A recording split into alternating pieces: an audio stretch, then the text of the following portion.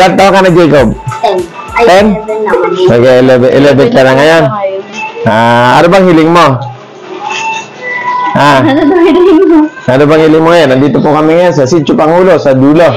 Dahil kaarawan po ni Jacob, personal pong binabati ng inyong abang lingkod, si Cap Edward, sa programang Munting Hiling, dahil may konting kahilingan ang kanilang mahal na magulang.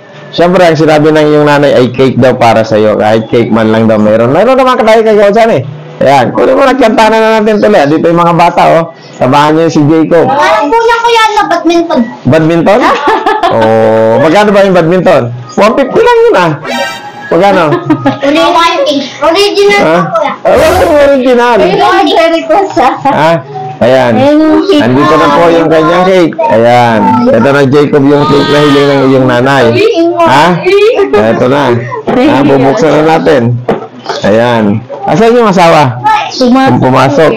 Ayan. Kasi walang gawa kahapon. Walang gawa. Ito na yung request mo, nanay, para sa iyong anak. Ayan. Binigyan natin ng ng oras. Binigyan ka namin ng oras. Pinagdaanan ka namin ng oras para sa iyong kahilingan. Ayan. Hagawangan mo kung saan eh. Ayan. Sa lahat po na may makahilingan sa programang Munting Hiling, pasensya na po kayo kung hindi namin kayo lahat na pagbibigyan.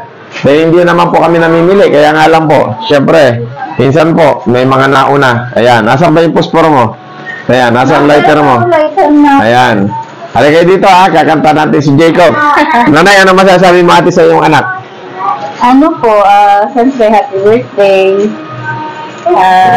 Lumaki na, may takot sa Diyos. Maging mabait palalo. Ayan. Kaya dyan eh. Anong masasabi mo? Na tayo nandito, babatiin natin siya. Kahit marami tayong ginagawa. Ito po ng napakabuting ina sa kanyang anak. Oh, ayun.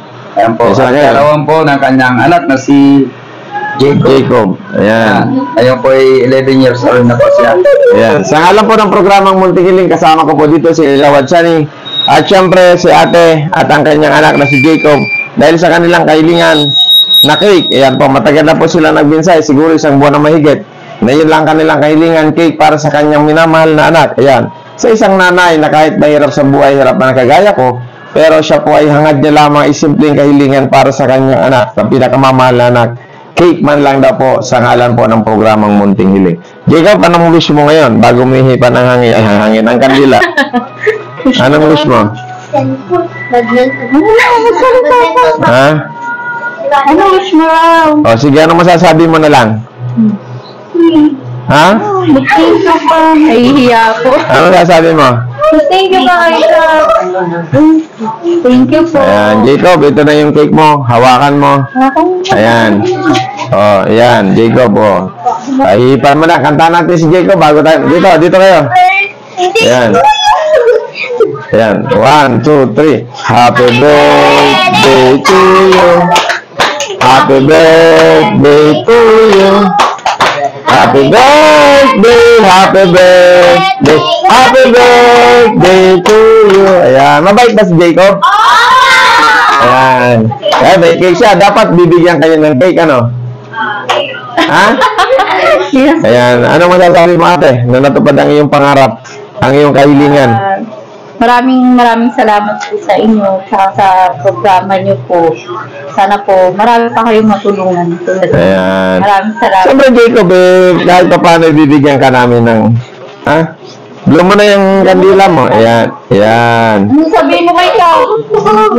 Ayan. 1, 2, 3, 4, 5. 500 pesos para may panggastos ka sa iyong birthday, ha? Thank you po. Maraming salamat po. Ayan. Sa ngalan po ng programang Munting Hiling. Ayan. Itong mga bata, kasama namin si Jacob. Tinupad natin ang kahilingan ng kanilang ina dahil sa kanyang pinakamamahal na anak na lalaki, si Jacob. Kaya kahit po tayo ay may mga ginagawa, marami po tayong kinagkakabalan, ginawa po natin mapaligaya ang mag-inang ito. Kaya batuin mo tatay mo. Ayan, pa, sabihin mo. May cake na ako. Ayan. Ayan, kabayan, nandito na kami sa iyong mag-ina. Kaya muli po, sa ngalan po ng Panginoon at sa ngalan po ng programang Munting Hiling, maraming salamat po sa inyo.